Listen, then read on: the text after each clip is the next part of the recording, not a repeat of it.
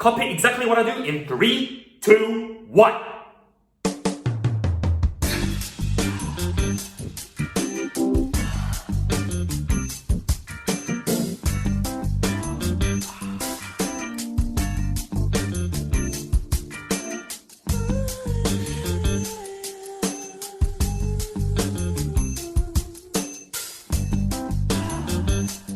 No.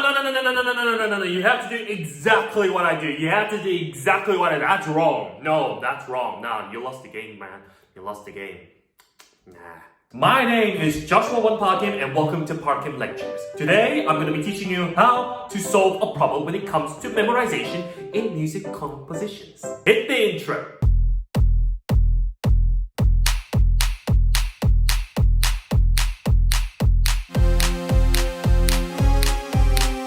My name is Joshua Parkim and welcome to Lectures.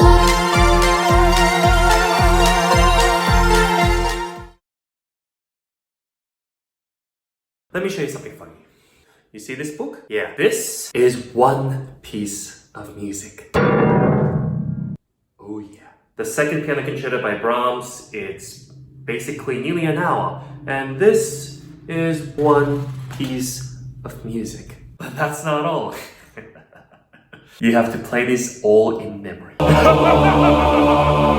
In today's lecture, I'm going to be teaching you nearly all the methods that I have learned on memorizing and other methods that my other teachers from the past has taught me.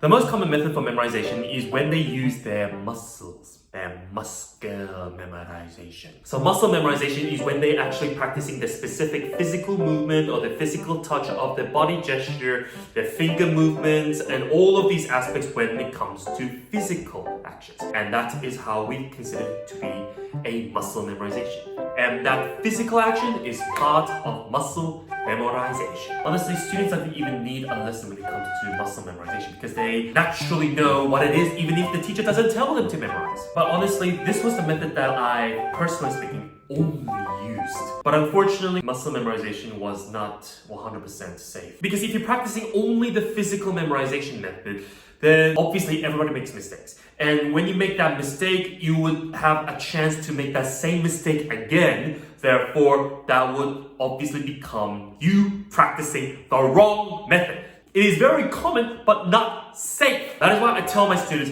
don't 100% trust your muscle memorization. So for the real memorization, you have to use one of the 5 senses. Like the sense of touch, the sense of sight, the sense of sound, the sense of taste, and the sense of smell. But of course, you can't taste the book or even smell. Ah! What? Why did I do that?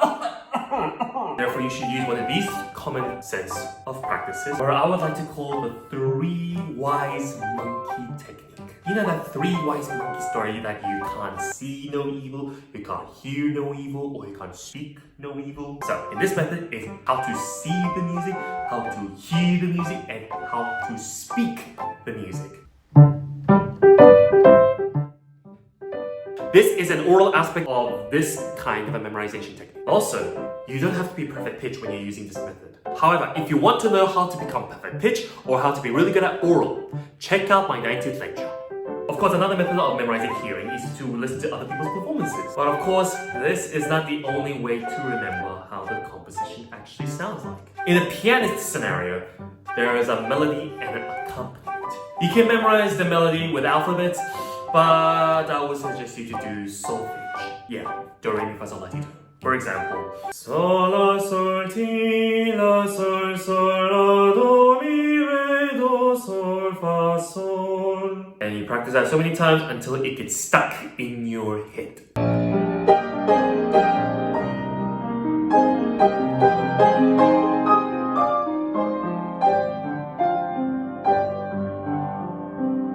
Accompaniments are usually this kind of stuff.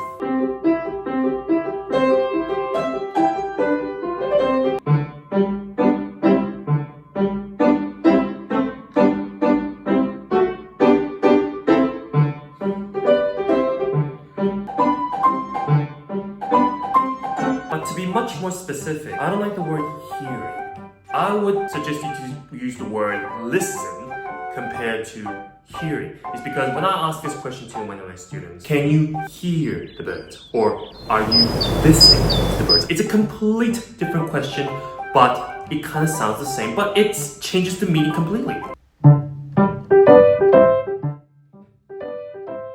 The method of seeing things is when you're using a photography memory and an observation technique. So let's first focus onto the photography memory on memorizing a piece of music. So what is photography memory? Photography memory is when you're memorizing things as a photograph.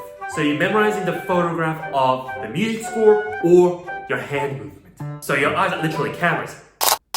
And so when you close your eyes, you can actually see the music score. This will actually improve your memorization skills in your other studies, like memorizing the periodic table or the times tables, or even when you memorize other people's phone numbers. But you don't have to memorize other people's phone numbers because it's already in your phone. Here's an example. Remember what the picture of the clef in the beginning looked like. The time signature, the key signature. And always remember the name of the first note. If you forget the name of that first note, you are completely screwed. You can't even start the piece of music if you forget the name of the first note. Now we got the photography memory done. So now we're coming to an observation technique. When you're playing the piano, don't just look at the music score. You should also have to memorize the movement of your hands. That the specific finger numbers that you would use, when did you change the position of your hand, or where specifically did you touch a specific note whatsoever. Remember all of that visually.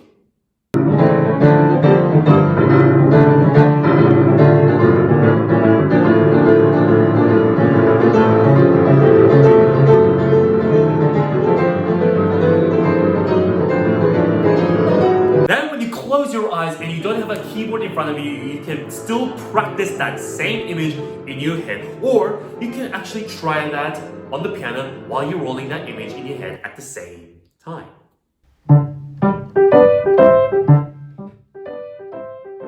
Copy exactly what I say in 3, 2, 1. Fa fa sol la la sol fa mi re re mi fa fa mi mi. One more time. Fa fa sol la la sol fa mi re re mi fa fa mi mi. Now this time, copy exactly what I say in 3, 2, 1. Fröder schöne Götterfunken Tochter aus Elysium. One more time.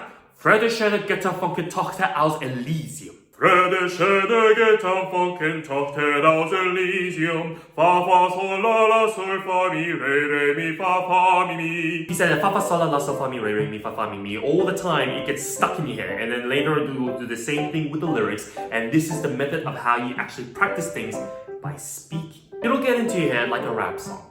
It is just like how you memorize your favorite song or your favorite rap song, and you constantly try to get that in your mouth, and you try to repeat that so many times that it just comes out of your mouth very much naturally. And even with your mouth, this mouth is also part of a muscle.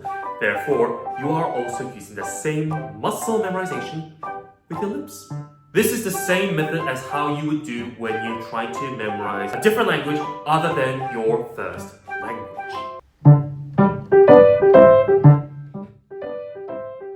So memorization can be touch, the muscle memorization, can be see, photography memory and observation technique, can be hear, oral memorization technique, and speak, oral memorization, but an O instead of an A. So let's memorize all this music, and let's all get very smart.